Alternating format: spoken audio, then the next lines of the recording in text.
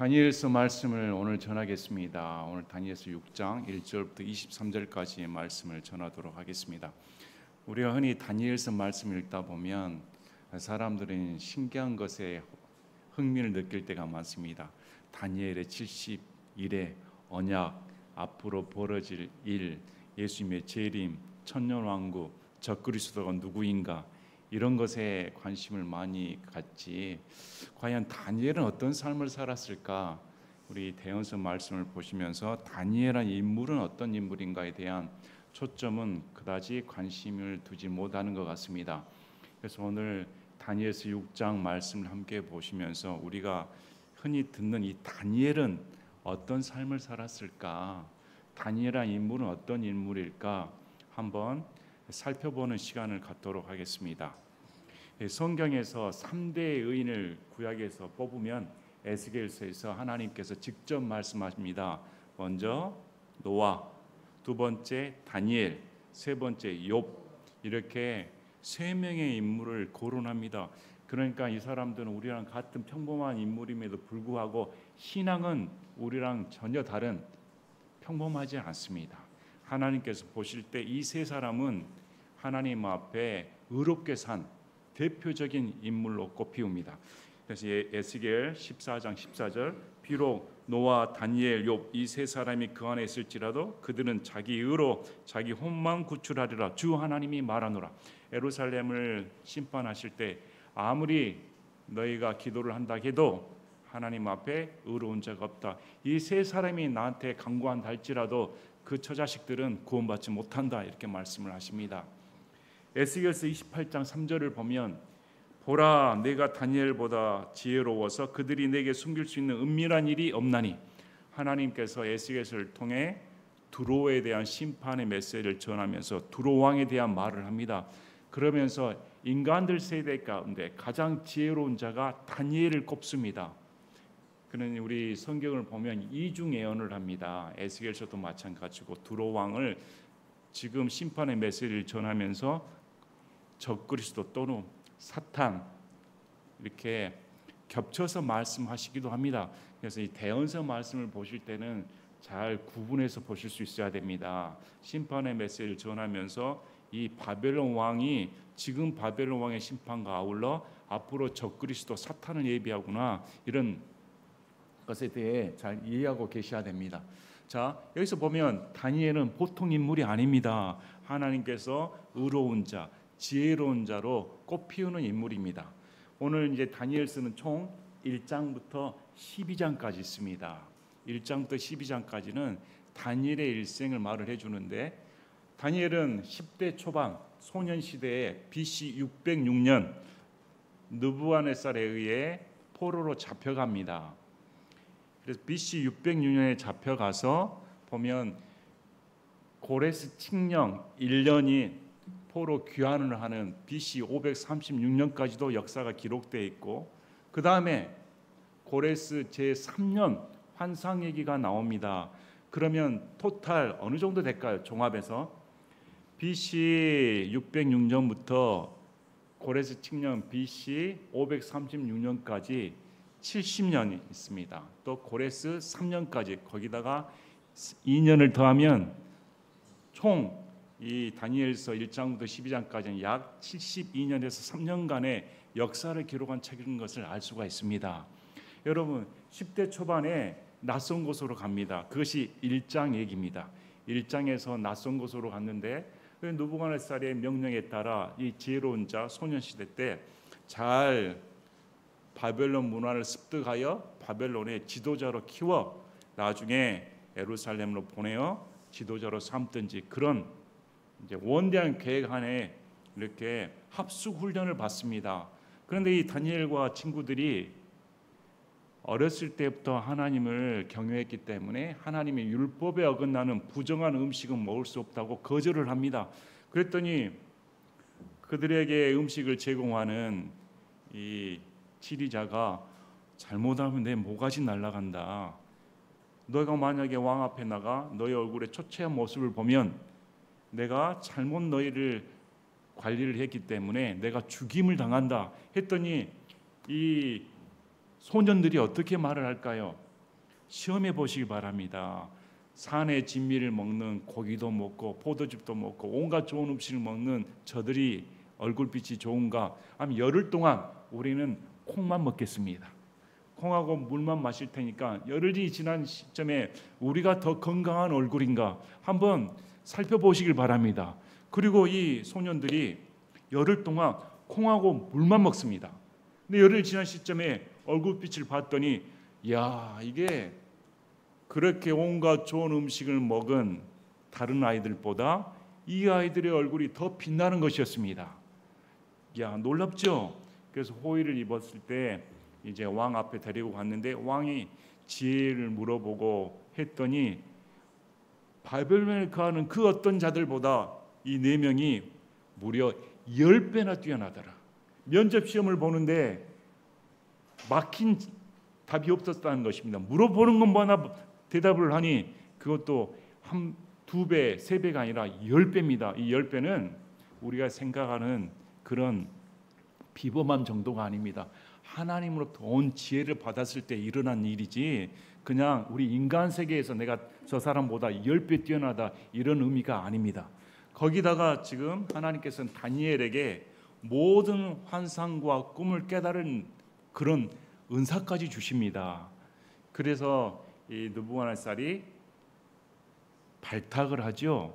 발탁을 하는데 자 2장 사건으로 넘어갑니다. 2장에서 이 2장을 보면 느부갓네살이 통치 제2년에 꿈을 꿉니다. 꿈을 꾸고 그 꿈을 맞춰보라고 했더니 어떻게 꿈을 맞출 수가 있습니까? 꿈 얘기라도 들려줘야 그 꿈이 무엇인지 해몽을 할 텐데 전혀 꿈 얘기도 들려주지 않고 꿈을 해몽해 보라 했더니 전혀 못하니까 다 제자들과 마술사들과 이런 자들은 다 죽여라 했습니다. 그럴 때 다니엘과 그 소년들이 합심해서 기도하고 다니엘이 그 꿈의 내용을 계시를 받습니다. 계시를 받고 하나님을 찬양합니다. 그리고 느부갓네살이 나와 그 꿈 내용을 일목요연하게 말을 해주고 해석까지 해줘버립니다. 근데 자 여기 다니엘의 성품을 알 수 있는 구절이 나옵니다. 우리가 다니엘서 2장 27절 28절 보시면 다니엘이 왕의 얼굴 앞에서 대답하여 이르되 왕께서 다그쳐 물으신 그 은밀한 일은 제자들이나 별을 살피는 자들이나 마술사들이나 점쟁이들이 왕께 보여줄 수 없는 것이니이다. 왕이 꿈 얘기는 아무도 맞출 수가 없습니다. 그러나 은밀한 일들을 계시하며 마지막 날들에 있을 일을 느부갓네살 왕에게 알려주신 하나님께서 하늘에 계시나이다.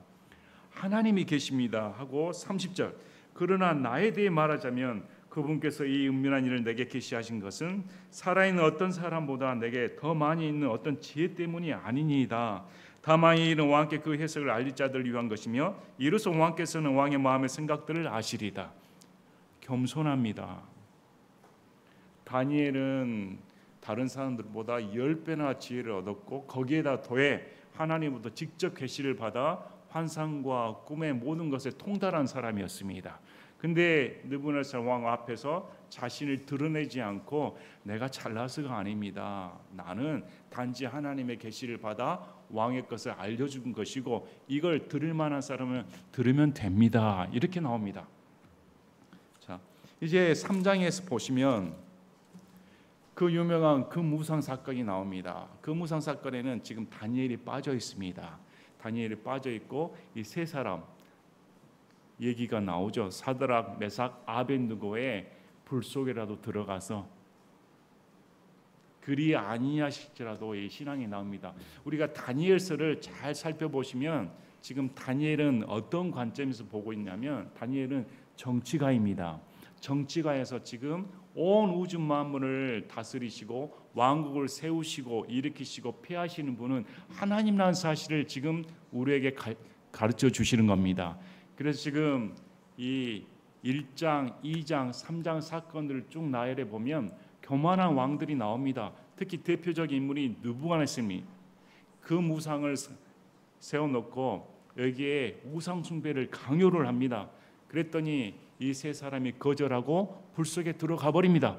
불 속에 들어갔는데도 냄새까지 나지 않습니다. 타지도 않았습니다. 옷도 멀쩡합니다. 이걸 보고 느부갓네살이 명령을 내립니다.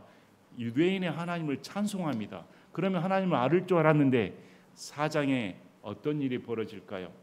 느부갓네살이 다시 꿈을 꾸는데 꿈을 해석할 자가 없어서 다니엘을 부르니까 다니엘이 망설입니다. 느부갓네살이 있는 그대로 말해라 했더니 당신 7년 동안 짐승처럼 살게 됩니다.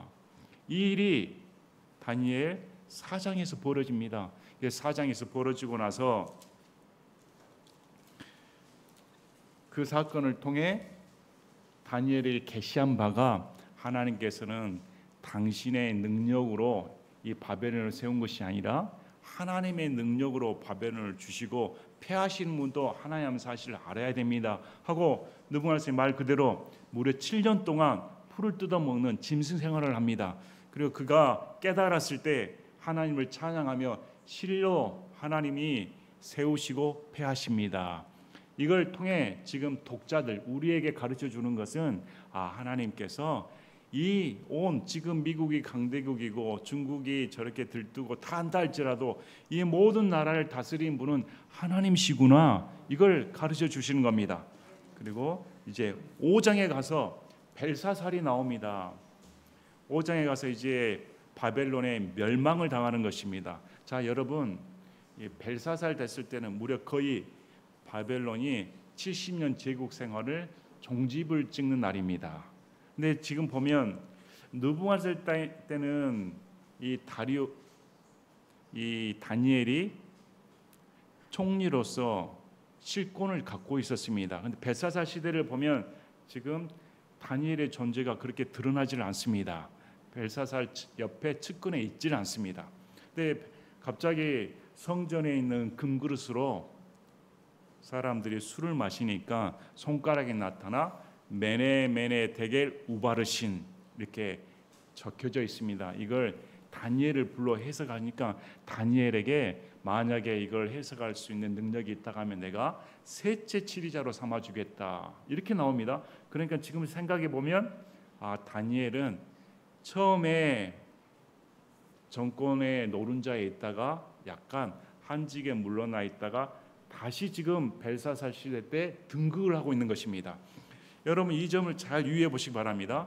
나중에 다리오 시대 때 이 다니엘이 에레미야 대언의 말씀을 보고 70년의 기간이 차면 이제 포로 생활이 끝난다는 사실을 알고 있었습니다. 그리고 자기는 에레미야 대언서 말씀을 보고 이제 고레스 시대 페르시아도 곧 끝이 난다는 사실을 알고 있었습니다. 페르시아도 그리스에 멸망당하는 사실도 먼 훗날에 일어난다는 사실을 알고 있는 사람입니다. 여러분이 만약에 다니엘이라면 어떨까요? 내가 아무리 정권의 노른자가 있고 이렇게 받는다 할지라도 거기에 연연하지 않습니다. 그래서 벨사살이 셋째 치리자를 주겠다 할 때도 다니엘이 그건 다른 사람한테 주시길 바랍니다. 저 그거 관심 없습니다. 근데 하나님께서 이렇게 말씀하십니다. 당신 달아봤더니 이제 무게가 나가질 않습니다. 하나님께서 메데와 페르시아를 통해 멸망시킵니다 하고 바로 그날 셋째 치리자를 삼고 그 바벨론이 멸망당해 버립니다. 그리고 그 다음에 메데 다리오 왕이 2년간 통치를 합니다. 메데 다리오 왕이 2년간 통치한 시점에 벌어진 일이 오늘 6장 사건입니다. 6장 사건입니다. 그러면 6장 사건의 배경을 이해하실 수가 있습니다. 하나님께서 곧 있으면 포로 귀환을 할 텐데 다시 다니엘을 정치권으로의 유력한 자로 삼으셔서 유대 포로 생활 귀환에 쓰임받도록 해주신 것입니다. 그게 5장 사건에서 등극을 했는데 여러분, 정권이 바뀌면 어떻게 될까요? 여러분, 특히 우리나라 정권이 딱 바뀌면 숙청자가 벌어지지 않습니까? 이전에 노른자리에 있던 사람들 다 물리치고 자기 측근들을 다 좋은 자리에 오르게 하는 것이 관례적이지 않습니까? 근데 다니엘은 다릅니다. 다니엘은 벨사살 왕 때 셋째 치리자로 등극을 됐습니다. 그리고 바로 그날 다리오가 와서 벨사살 왕을 죽이고 왕이 됐습니다. 그러면 당연히 다니엘도 숙청 대상이 돼야 마땅할 텐데 다리오는 다니엘을 1등 치리자로 삼습니다. 그 이유가 뭘까요? 영이 뛰어났다 말합니다. 이 다니엘은 보통 사람이 아니구나. 자기가 보았을 때 이 다니엘은 영이 뛰어나 다른 사람보다 능력이 뛰어나므로 1등 치리자로 삼아야겠다. 이것이 지금 이 시간 배경입니다. 좀 넘어가겠습니다. 7장에 나옵니다. 7장 사건은 다니엘이 꿈을 꿉니다. 네 짐승에 관해. 이 네 짐승은 앞으로 벌어질 왕국을 묘사를 해줍니다. 그리고 8장에 보면 순양과 순년자 사건이 나오는데 페르시아가 멸망을 하고 그리스가 집권한다는 것을 가르쳐준 사건입니다. 그리고 9장에 에레미야 대언서 말씀을 깨달은 다니엘이 기도를 하는 과정이 나옵니다. 금식합니다. 왜 우리가 이렇게 포로 생활하는 것은 하나님 앞에 내가 죄를 지었습니다. 여기서 유념해 보셔야 할 게 있습니다. 다니엘의 기도를 통해 우리가 알 수 있는 것은 다니엘서 9장 10절 11절 말씀 보겠습니다. 다니엘서 9장 10절 11절 우리가 주 하나님의 음성에 순종하지도 아니하여 그분께서 자신의 종 대언자를 통해 우리 앞에 세우신 그분의 법들 안에서 걷지 아니하였나이다. 참으로 온 이스라엘이 주의 율법을 범하고 참으로 그것을 떠나 주의 음성에 순종하지 아니하였으므로 하나님의 종 모세의 율법에 기록된 맹세와 저주가 우리에게 쏟아졌사오니 이는 우리가 그분께 죄를 지었기 때문이다. 우리라는 말은 다니엘을 포함합니다. 하나님 앞에 우리가 죄를 지어 이렇게 포로 생활하게 되었습니다. 그리고 19절 20절 보면 오 주여 들으소서 오 주여 용서하소서 오 주여 귀를 기울이시고 행하소서 오 내 하나님이여 주를 위해 지체하지 마옵소서 이는 주의 도시와 주의 백성이 주의 이름으로 불리고 있기 때문이다. 내가 이같이 말하고 기도하며 내 죄와 내 백성 이스라엘 죄를 자백하고 내 하나님의 거룩한 산을 위해 주 내 하나님 앞에 내 간구를 드릴 때 다니엘은 예루살렘 이스라엘 백성을 끔찍이 사랑했습니다. 어려서 붙잡혀 왔지만 한 번도 예루살렘을 잊은 적이 없습니다. 지금 이 시점은 80대 노인입니다. 6장 사건도 80대 노인 때 벌어진 일입니다. 이미 연로한 상태입니다. 연로한 상태여도 금식하고 포로 생활 귀환을 위해 에레미야 대언의 말씀이 성취된다는 사실을 믿고 기도하는 것입니다. 자, 여기서 몇 가지 유념해 두셔야 됩니다. 다니엘은 하나님부터 직접 계시를 받는 사람입니다. 그럼에도 성경을 보는 사람입니다. 에레미야 대언서를 읽는 사람입니다. 에레미야 대언서 말씀을 그대로 받아들이는 사람입니다. 오늘 자칭 대언자, 자칭 꿈과 환상을 본다는 거짓 사람들 보시길 바랍니다. 교만하여 일체 성경을 보지도 않습니다. 다니엘은 그러질 않습니다. 다니엘은 에레미야 대언서의 말씀을 듣고 에레미야에 계시된 70년 포로 생활이 곧 끝난다. 그걸 알고 금식 기도했습니다. 자, 다니엘의 가족 얘기 나오지 않습니다. 다니엘의 자기 사적 얘기 나오지 않습니다. 기도 내용을 보시길 바랍니다. 어떻게 말할까요? 내 죄와 이스라엘 백성의 죄를 회개합니다 말합니다. 만약에 다니엘같이 이렇게 산 사람이 자기 죄를 자백했다가 하면 오늘날 저와 여러분의 죄는 어떨까요? 의롭게 봐주는 하나님께서 다니엘을 이렇게 말씀하시는데 정작 본인은 하나님 앞에 나와 내가 죄를 지었습니다 이렇게 고백하고 있는데 저와 여러분은 어떨까요? 우리는 이 나라를 위해, 이 나라의 죄악을 위해 과연 애통할까요? 이 죄가 내 죄입니다, 내 죄 때문입니다, 이런 마음을 가질까요? 다니엘은 그런 마음을 가지고 살았습니다. 그리고 그렇게 기도했을 때 9장에서 다니엘의 그 유명한 70일의 언약 얘기가 나옵니다. 70일의 언약 얘기가 나옵니다. 이제 10장에서 보면 고레스 제3년에 페르시아와 그리스 왕국에 대한 영적인 실체에 대해 가르쳐 줍니다. 우리가 벌어지는 중국 공산당 세력, 북한 공산당 세력과 자유민주주의 세력이 그냥 정치적인 싸움이 아니라 영적인 실체라는 것을 보여주는 것이 다니엘 10장 사건입니다. 다니엘 10장 사건은 우리에게 마귀의 존재를 가르쳐 줍니다. 지상에서 벌어진 일로 끝나는 게 아니라 그 배후 세력을 가르쳐 줍니다. 그리고 11장에 그리스 제국 이후에 북쪽 왕과 남쪽 왕의 사건을 통해 실제적인 당시 시리아를 중심으로 셀루쿠스 왕조와 이집트의 프톨레미우스 왕조와 대권을 잡은 로마와의 각축전을 벌인 사건이 11장 사건입니다. 그리고 앞으로 이 북쪽 왕을 예표하는 적그리스도가 어떤 짓을 저지르는가에 가르쳐준 것이 11장입니다. 그리고 아울러 12장에 가서 사악한 자는 더 사악하게 되고 지혜로운 자는 자기 몸을 가꾸어 죄를 멀리하고 하나님으로부터 은혜를 받게 된다 하고 12장 사건이 끝나는 것입니다. 자, 보시기 바랍니다. 그러면 어렸을 때부터 붙잡혀와 이렇게 12장까지 환상과 하나님의 계시와 그 모든 체험을 한 사람이 다니엘입니다. 그래서 오늘 6장 사건을 보면 이 배경을 알고 6장을 보면 우리는 어떻게 신앙생활을 해야 될까? 우리는 과연 다니엘처럼 살 수가 있을까? 넘사벽입니다. 다니엘 넘사벽입니다. 그렇다고 그러면 우리는 포기해야 됩니까? 다니엘은 전혀 다른 사람이고 우리는 그런 근접하지 못하는 일개 평범한 사람이니까 그러면 우리는 죄를 짓고 마음대로 살아도 그것이 무마가 되는 걸까요?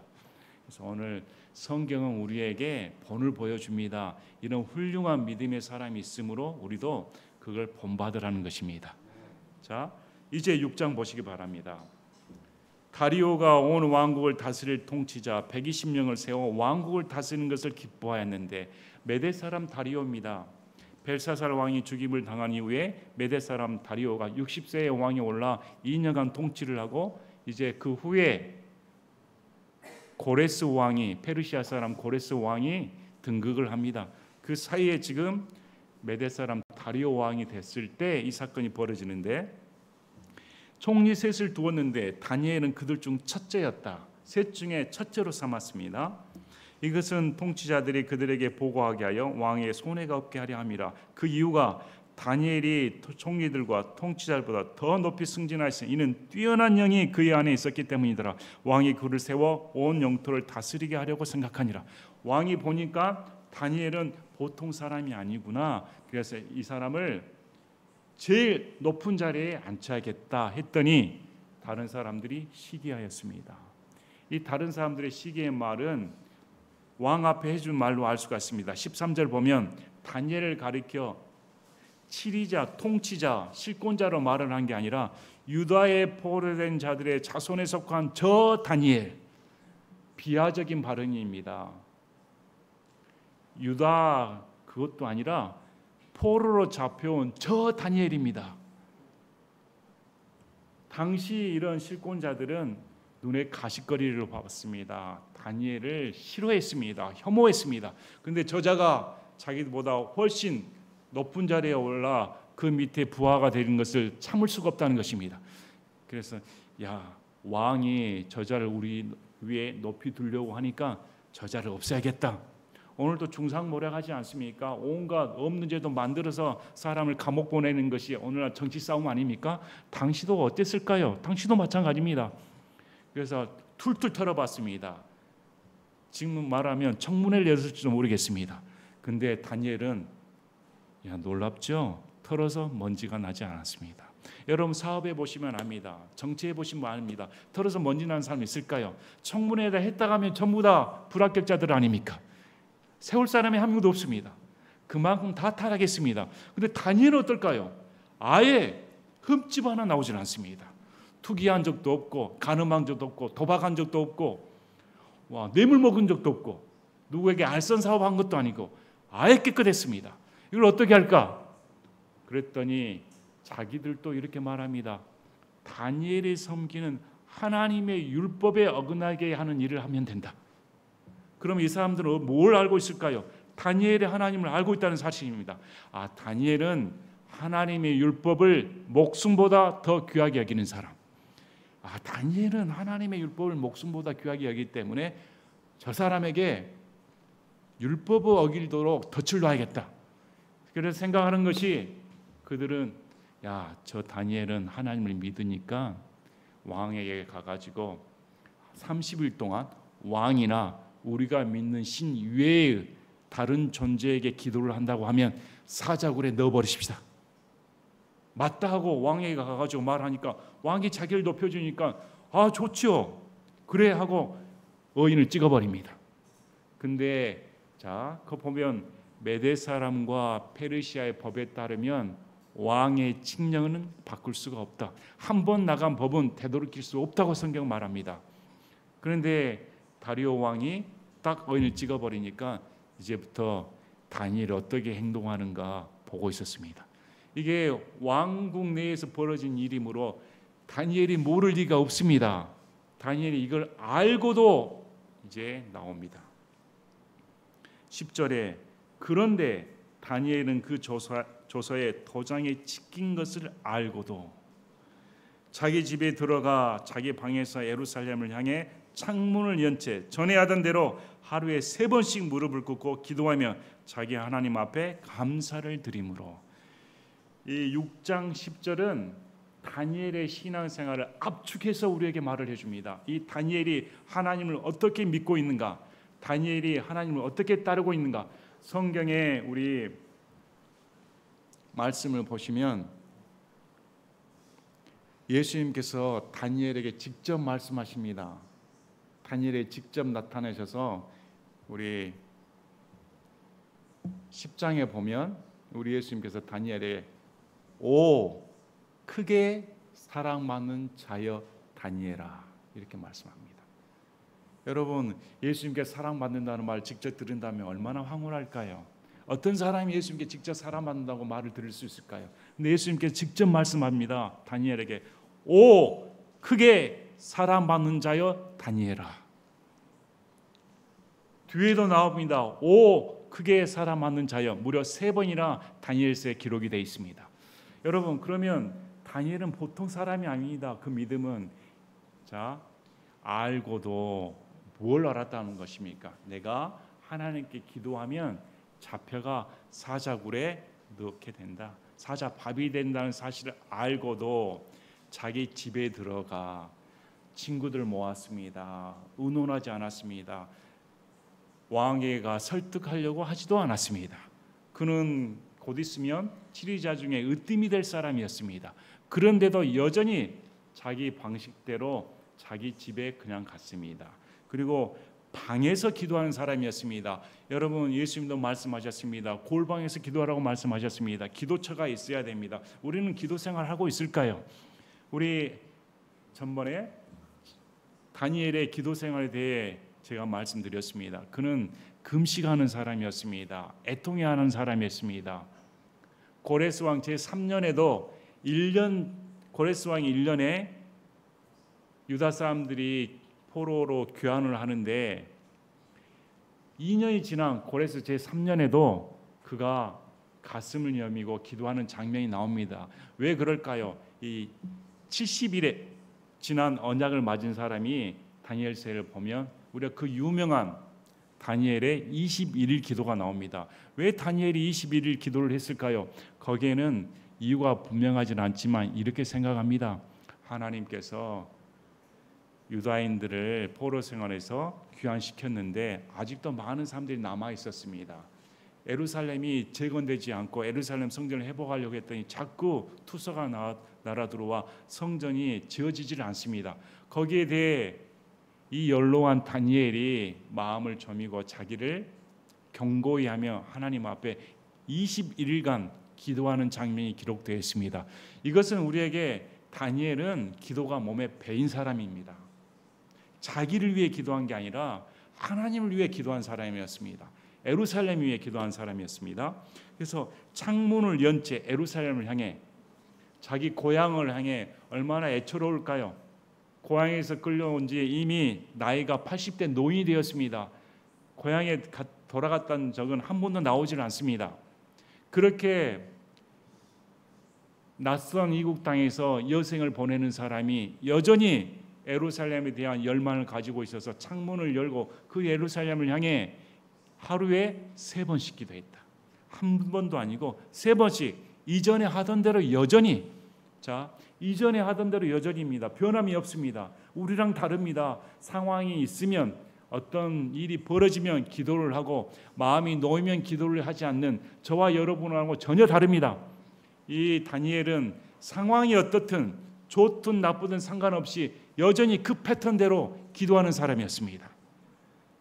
하루에 3번씩 무릎을 꿇은 사람입니다. 그냥 기도하는 사람이 아니라 무릎을 꿇었다는 말은 하나님 앞에 종된 자세를 가르쳐 줍니다.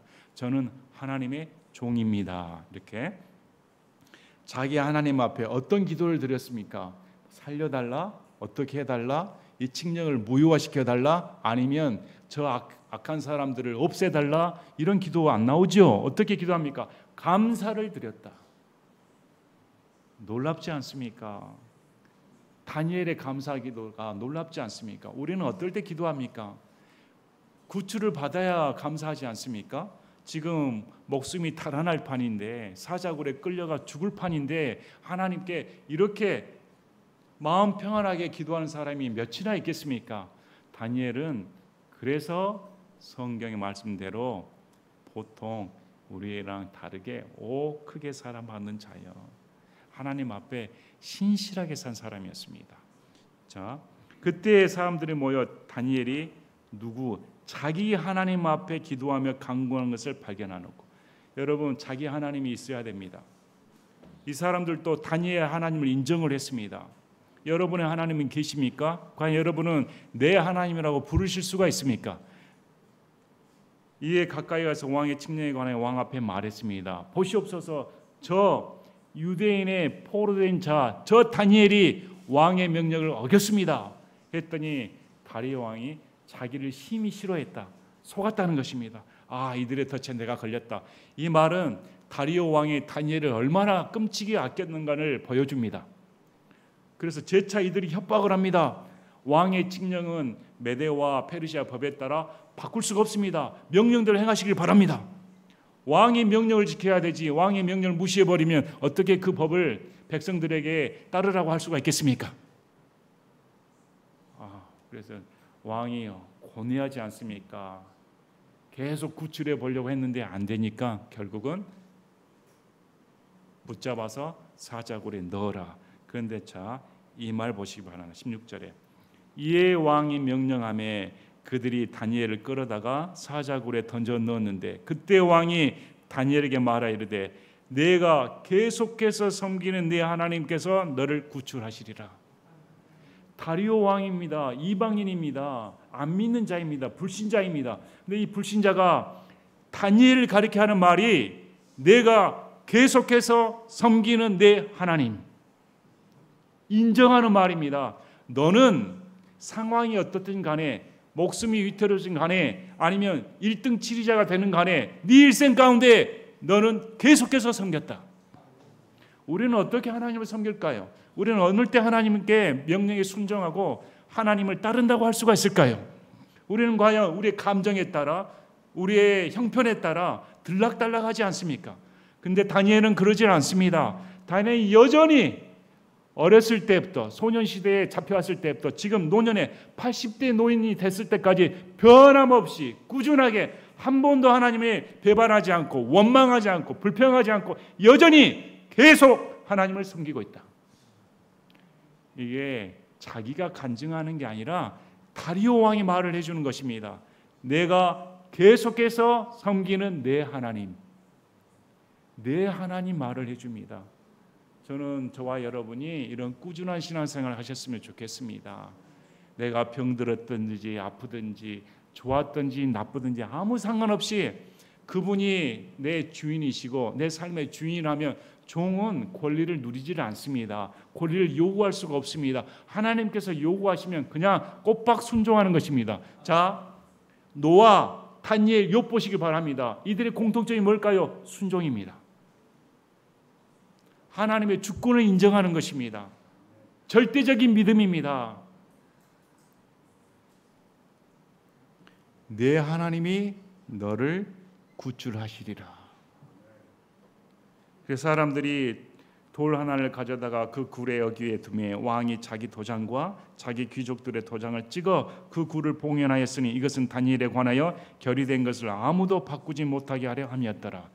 이제 굴을 봉인해 가지고 그 굴을 손대지 못하게끔, 구출하지 못하게끔 그렇게 명령을 내렸습니다. 그리고 왕은 가서 금식했습니다. 마음이 조마조마했습니다. 저 악한 것에 의해 영이 뛰어난 다니엘이 죽임을 당한다고 생각하니 애통했습니다. 이런 귀한 인재를 내가 잃다니. 금식하고 마음이 조마조마하고 식음을 전폐했을 때 아침이 되니까 성경은 다리오 마음을 이렇게 표현해 줍니다. 19절에 그 뒤에 왕이 아침에 매우 일찍 일어나 급히, 아침에 매우 일찍 일어나 급히, 잠도 이루지 못하고 맨발로 다 갔을지 모르겠습니다. 야, 다니엘이 살았을까 죽었을까 막 달려갔습니다. 달려가서 부르짖죠. 슬픈 목소리로 다니엘에게 소리를 지르며 다니엘에게 말하되 오 살아계시는 하나님의 종 다니엘아. 야, 이렇게 멋진 말이 어디 있을까요? 다니엘을 이렇게 가리키는 말이 살아계신 하나님의 종 다니엘아.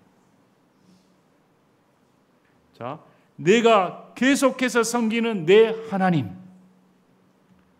다니엘이 믿는 하나님은 살아계신 하나님입니다. 다니엘은 하나님을 주인으로 삼았습니다. 그래서 부귀영화 누릴 만한 위치에 있을 때도 전혀 거기에 현혹되지 않았습니다. 우리는 어떨까요? 우리 이런 다니엘 같은 부와 재물이 오면 하나님 감사합니다. 하나님께서 제게 복을 주셨습니다. 또 다니엘처럼 만약에 사자굴에 넣으시다면 왜 이런 시련을 주십니까? 제가 뭘 잘못했습니까? 이것이 우리의 신앙생활 아닙니까? 근데 지금 다리오는 다니엘에게 오 살아계신 하나님의 종 다니엘아, 내가 계속해서 섬기는 내 하나님께서 너를 사자들에게서 구출하실 수 있느냐? 자, 다리오에게도 일말의 믿음이 있었습니다. 아, 다리오에게도 다니엘이 살았을 가능성을 염두에 둔 것입니다. 만약에 사자굴에 떨어져 죽었다면 갈 필요 없지 않습니까? 이미 끝났다. 근데 다리오는 혹여나 야, 저 지금 다니엘을 쓰시는 하나님은 살아계시는데 계속해서 섬기는 그 하나님이 구출하실 수 있을 거야. 이런 믿음을 가지고 한 겁니다. 과연 구출하실 수가 있었을까? 그때 다니엘이 왕에게 대해 오 왕이여 영원토록 사시옵소서. 죽은 줄만 생각했던 다니엘의 목소리가 들려왔습니다. 저 굴 속에서 왕이여 영원히 사시옵소서. 만세무강을 부르는 겁니다. 이건 왕에 대한 절대적인 순종의 표현이고 축복의 말이기도 합니다. 그리고 내 하나님께서 말합니다. 자기가 섬기는 내 하나님, 다니엘 하나님, 다른 사람의 하나님 아닙니다. 내 하나님께서 자신의 천사를 보내사 사자들의 입을 막으셨으므로 사자들이 나를 해치지 못하였사오니 이는 그분 앞에서 무죄함이 내 안에서 발견되었기 때문이다. 오 왕이여 왕 앞에서도 내가 아무 해를 끼치지 아니하였나이다 아니라. 다니엘의 하나님 이렇게 말하는 다리오 왕의 답변입니다. 맞습니다. 그분은 내 하나님입니다. 그 내 하나님이 천사를 보내서 나를 지키셨으니 이건 뭘 입증한단 말입니까? 저는 왕에게 어떤 해도 끼친 적 없고 잘못이 없습니다. 이걸 하나님께서 입증해 주셨습니다. 왕이여 영원히 사시길 바랍니다. 왕이 이로 인해 심히 즐거워했다. 와, 다니엘 하나님이 살아계시는구나, 진짜 역사하시는구나 하고 다니엘을 끌어올리게 하며 이에 그들이 다니엘을 굴에서 끌어올리고는 그의 몸에 아무 상처도 발견하지 못했다. 사자가 좀 냄새도 맡을까 맛을 보고 이렇게 건드려도 볼 텐데 전혀 상처도 없었다. 자, 그 뒤에 나오죠. 이 이유가 이는 그가 누구 하나님? 자기 하나님을 믿었기 때문이더라. 철저하게 자기 하나님입니다. 그 신앙생활은 남의 하나님 믿는 거 아닙니다. 성경의 하나님이 내 하나님이 돼야 됩니다. 인격적인 하나님, 나와 교통한 하나님, 살아계신 하나님입니다. 그래서 기도가 중요합니다. 내 하나님을 모르는데 어떻게 기도합니까? 기도에도 서먹서먹하지요. 그러나 내 아버지고 내 하나님이고 나의 주인이라고 한다고 하면 간구할 수가 아지 않을 수가 없습니다. 하나님과의 나와의 관계성이 이렇게 중요하다. 그리고 그 관계성은 영원히 내가 계속해서 섬기는 내 하나님이 되셔야 됩니다. 다리오가 하나님을 찬양합니다. 다리오가 하나님을 찬양했을 때, 자 26절 보시길 바랍니다. 내가 한 칙령을 내리노니 내 왕국의 모든 통치 영역 안에 있는 사람들은 누구 하나님 앞에? 다니엘의 하나님 앞에서 떨며 두려워할지라. 그분은 살아계시는 하나님이시요 영원토록 변하지 아니하실 분이시며 그분의 왕국은 멸망하지 아니하고 그분의 통치는 끝까지 이르리로다. 네, 다니엘 하나님을 인정하는 것입니다. 여러분 오늘 다니엘서를 보시면 다니엘이 그냥 믿은 사람이 아닙니다. 소년 시대부터 이 노년의 일까지 한 번도 변함이 없습니다. 그의 마음 가운데는 그의 기도 생활, 그의 겸손함, 그의 하나님을 대하는 태도, 하나님을 만나는 과정, 그 모든 것이 다 녹아져 있습니다. 오늘날 우리 삶 가운데 이런 타락한 시대 가운데 우리는 죄를 짓는 건 어쩔 수 없어. 이런 타락한 시대 가운데 이 정도 신앙생활을 지키는 것만 해도 대단하다. 혼자 자화자찬하며 위로하고 살고 있지 않습니까? 그러나 이런 신앙을 보면 우리의 모습이 얼마나 위선적인가 알 수가 있습니다. 이렇게 목숨을 걸고 신앙생활하는 사람들을 보면 우리의 모습은 이건 가짜구나, 나는 위선자구나, 이런 나를 질책하는 마음이 들어야 정상적입니다. 오늘 말씀을 보시면 하나님을 어떻게 섬겨야 됩니까? 계속해서 섬겨야 된다. 계속해서. 오늘 한번 말씀 보셨습니다. 저도 다니엘서 말씀을 보면서 참 마음의 찔림을 많이 받았습니다. 사람의 감정에 따라 믿을 때가 많고 생활이 복잡하니까 핑계거리로 삼을 때가 많았습니다. 근데 다니엘의 신앙생활을 쭉 훑어보니까 이 사람은 어떤 왕에도 굴복하지 않습니다. 느부갓네살 왕 앞에서도, 벨사살 왕 앞에서도, 다리오 왕 앞에서도 이 다니엘의 비굴한 모습, 아니면 지혜롭게 처세하는, 오늘날 처세술 이런 거 찾아볼 수 없습니다. 항상 하나님 앞에 말씀 그대로 말씀을 대언하는 대언자의 모습을 있는 그대로 보여줍니다. 그의 이 거룩한 삶, 그의 이렇게 투명한 삶, 이런 모든 것들은 우리 신앙인에게 도전을 줍니다. 우리는 과연 신앙생활을 어떻게 하고 있을까? 우리는 과연 예수님 믿는다면서도 정말 예수를 믿는다고 말할 수가 있을까? 나는 하나님을 믿는다면서 이 하나님이 내 하나님입니다, 남에게 떳떳하게 말할 수 있을까? 내 하나님이 이렇게 하셨습니다, 남들에게 자랑할 수가 있을까? 불신자가 말했을 때 내 하나님은 살아계신 나의 하나님입니다, 이렇게 고백할 수가 있을까? 오늘 다시금 점검해 보시고 이런 하나님을 내 하나님으로 믿고 인격적인 깊은 관계성을 맺어야겠다, 이렇게 결단하는 저와 여러분이 되시기를 진심으로 바랍니다. 제가 기도하고 마치겠습니다.